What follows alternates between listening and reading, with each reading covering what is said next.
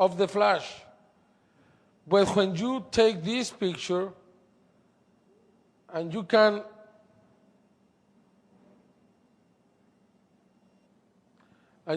really, with a Photoshop, try to light it up, you can see something strange. It's away, but look into them. In the next, it's the same kind of thing, but now you see this creature or whatever it is going away, running. And in the third one, this man is trying to get the attention of the man with the flash, saying, look, the animals inside. They are afraid. Put the light there. He is Fernando Cárdenas, and the man with the camera is Iván Geraldo Cisneros. And they got this picture, but then next day, they saw something in the back.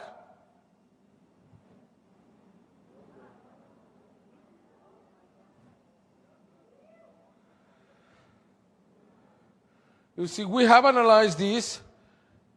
Could this be a dummy? Yes. Could this be a hoax?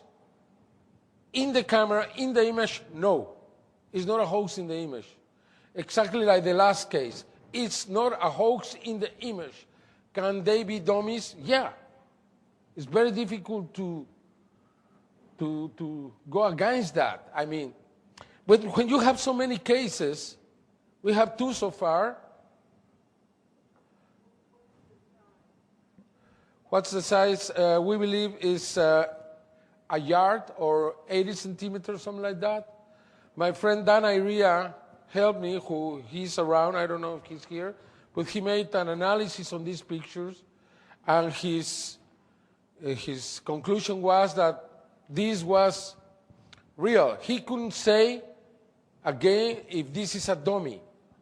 Again, according to the story that I heard, is that a man was trying to check his camera in a cemetery to see how good the camera was. That's what I heard. And he took this photograph where after he checked the photograph and he was able to see this,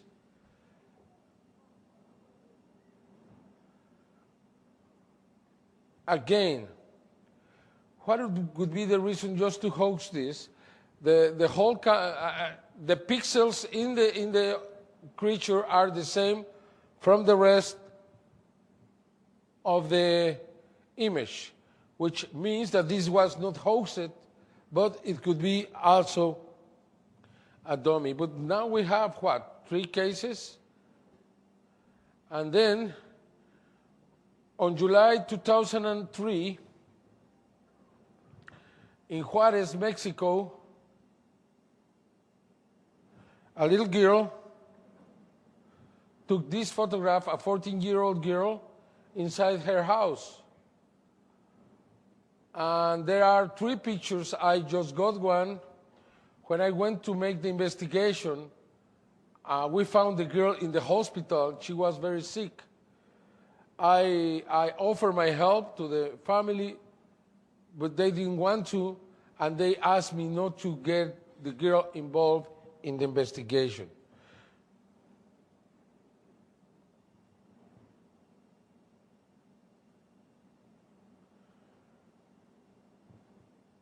But I found many witnesses, like these 2 young boys, who had seen these creatures in the past around Juarez. John Mack investigated this case, and he said that the case was real. And these people are telling us that what they saw is exactly this outside Juarez on August 25, 1995. And that's exactly what they saw.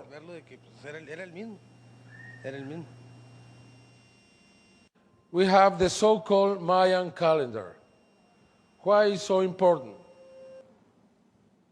Here we have a calendar, and here we have a sign of continuous rotation, a cycle.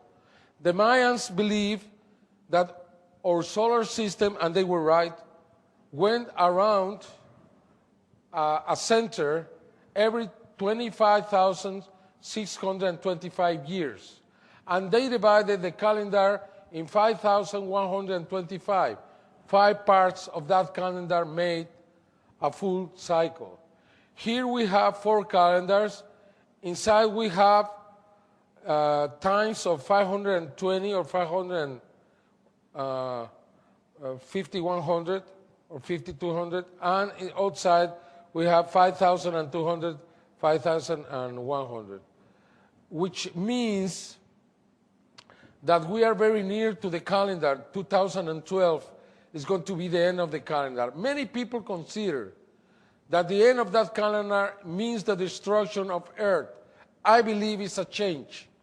Are they trying to connect this knowledge to us? This symbol was used in many cultures after the Mayas. The Mexicas, the Toltecs, and many others, the Totonacas and others, used that symbol that was used to express Quetzalcoatl or Kukulkan.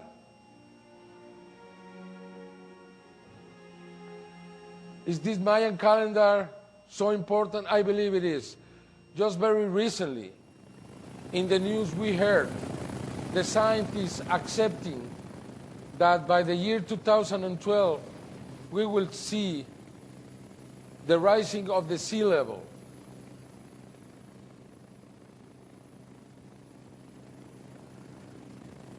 We received from some friends in NASA some maps presenting this possibility by the year 2012.